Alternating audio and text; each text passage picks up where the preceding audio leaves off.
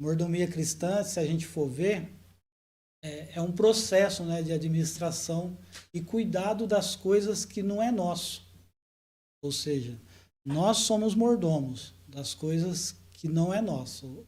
E a gente tem que cuidar e administrar isso aí com todo carinho, com todo cuidado. Presbítero, quando se fala mordomo, para nós hoje nós temos uma cultura de pensar num funcionário de alto escalão de uma residência que manda nos outros, né? O que exatamente é ser mordomo, né? Para a gente começar a entender aí a mordomia cristã, o que é o mordomo nesse contexto que o mundo enxerga e o que é mordomo segundo a palavra, para que a gente consiga aí entender.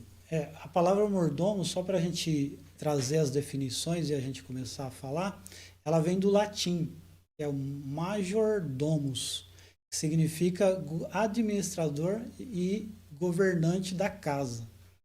É um empregado doméstico e chefe dos serviços de uma casa grande. Se a gente olhar para o Aurélio, o dicionário nosso, ele vem com o significado de serviçal, encarregado da administração de uma casa. Alguém que cuida que não é seu também. E se a gente olhar o mordomo secular que cuida realmente da casa, das pessoas que têm capacidade de ter um mordomo na sua casa, ele também exerce essa função, né, de serviçal, mas ele vai muito mais além. Ele serve, ele é motorista, ele é segurança, enfim, ele é tudo, esse mordomo.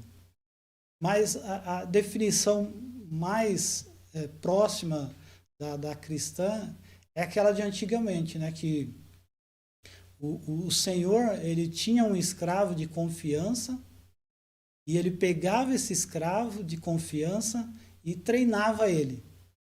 Treinava ele com tudo aquilo que o senhor, o dono da casa, gostaria que esse mordomo fizesse para ele.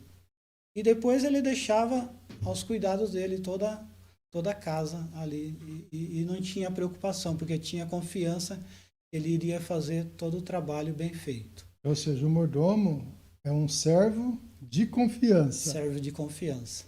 E se a gente for falar e ir direto para a Bíblia, a gente tem exemplo logo no início em Gênesis de José. E José foi o servo, era escravo e depois foi promovido a mordomo de Potifar, na casa de Potifar. E se a gente olhar também para Abraão, Abraão também tinha um mordomo que cuidava das coisas dele. Era o Eliezer, né, que cuidava. E as duas características, pastor, nesses dois mordomos, é muito relevante para a gente. Porque o Eliezer, que era o mordomo de Abraão, tinha total confiança de Abraão. Por quê? Abraão dá uma incumbência para ele que ele vai até a terra da família de Abraão escolher uma noiva para Isaac. Lá ele escolhe a noiva e traz para Isaac. Olha a confiança que Abraão... A confiança era tanto que ele mandou junto com ele muito tesouro. Muito ele tesouro. Poderia ter se desviado e vivido a vida dele aí longe de Abraão. Exatamente. E em paralelo a isso, José, olha a lealdade de José. Quando ele estava na casa de Potifar, né? E a esposa de Potifar vai para cima dele, querendo se deitar com ele, ele nega. Nega por quê? Porque ele queria ser fiel ao seu senhor. Ele não quis desonrar. Então, essas duas características do mordomo é muito relevante, a confiança e a fidelidade. Então, se a gente parar para pensar desde o início da criação, como a Bíblia diz que Deus colocou o homem ali para cuidar, ele deu esse papel de mordomo já no início da criação, para o homem. Na criação foi que começou tudo, a mordomia.